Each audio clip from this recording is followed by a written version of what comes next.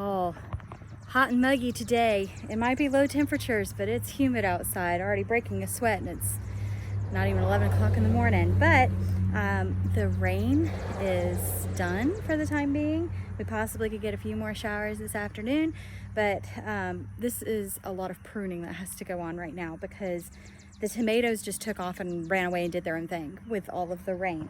And I don't know about what your tomato plants are looking like. Mine have a ton of suckers on them, and they also have a lot of useless branches that are hanging down in the dirt and that will make the plant sick. So I've got to come out and prune them back if I don't want my plant to be sick.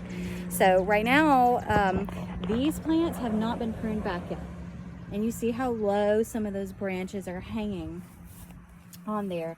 This one, I just finished pruning this one back, and see where I cut off all the lower branches? Everything below this first blossom line there can go. Right now I'm letting this branch stay because it is a potential for some blossoms. I see some little pieces on it, like right there, that look like it could be blossoms, so I'm leaving that for the time being. But this may be my first blossom line here. And if it is, everything else underneath it can go, and everything above it can stay, because that'll continue to create more blossoms up above it. Same thing for this plant. I just came from pruning this one. I've got to prune the one behind it. And I have some volunteers from last year that just decided to make themselves known. I have no idea what plants these will be. I had several different varieties planted in this container last year, so I'm not sure what those are going to be. But as you can see, my tomatoes are growing wild, and there's a lot of branches touching the ground, which is not good. I'm going to have to train these things. I've got my plant clips. So I'm going to be training these things on how to grow up the trellis here and to stand up good and tall, because if your branches of any part of the leaves are touching the ground, that will cause rot in your tomato plant, all kinds of funguses and disease. So you want these plants to be tall and proud where they grow. I believe this is going to be my first blossom line, maybe. This was a sucker, so actually I'm going to take that off. There it is. There's my first blossom line. So this branch here is my first blossom branch. Everything else below it has gone. I'm going to keep working on the other ones. I have a ton of massive suckers. Look at that. I mean, that could be its own plant. So if you're looking to succession plant, put that in some water. Change your water every day. You see all these white, I don't know if you can see that. There's a bunch of white furs. Basically, it looks like fuzz all over the plant. Those are new roots. Tomato plants are actually covered in new roots. You can lay the plant sideways, and this entire piece here would get roots on it. And you could see the roots when they start coming out. They're pretty gnarly. But I could actually take this and put it in water, and I have done that with a couple of my really big suckers over here on my NCRD pastes. And I've got them in water. This is the rainwater that I collected in a bucket.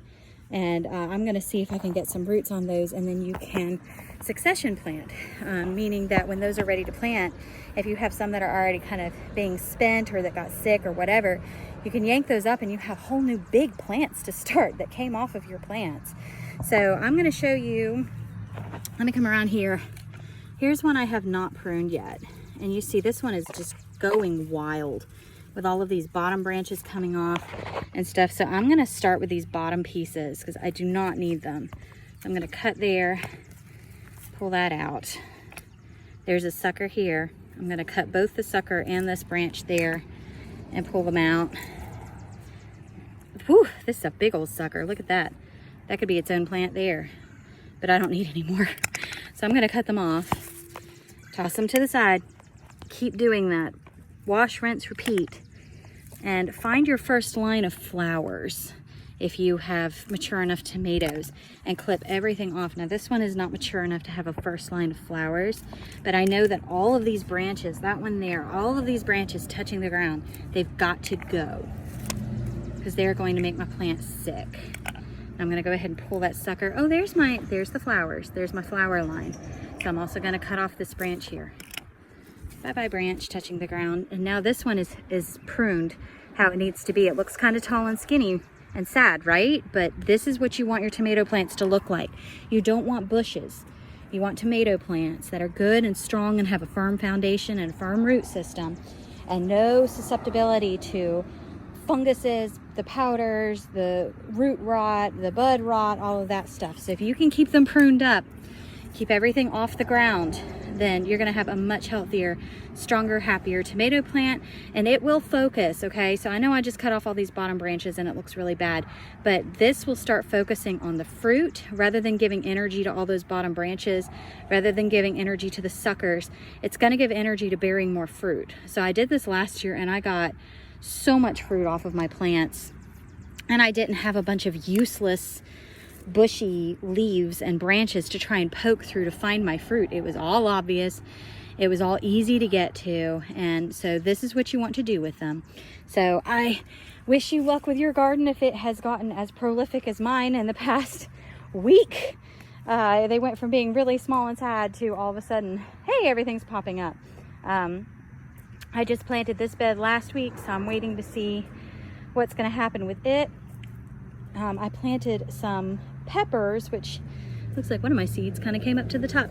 Peppers can take a little bit longer to sprout, but I also planted some melons, and I have some melon sprouts coming up. I've got Kajari and rich sweetness melons this year, and then I have my cucumber plants just starting to come up as well that are going to grow along there. So I was a little late with planting those things. It's okay.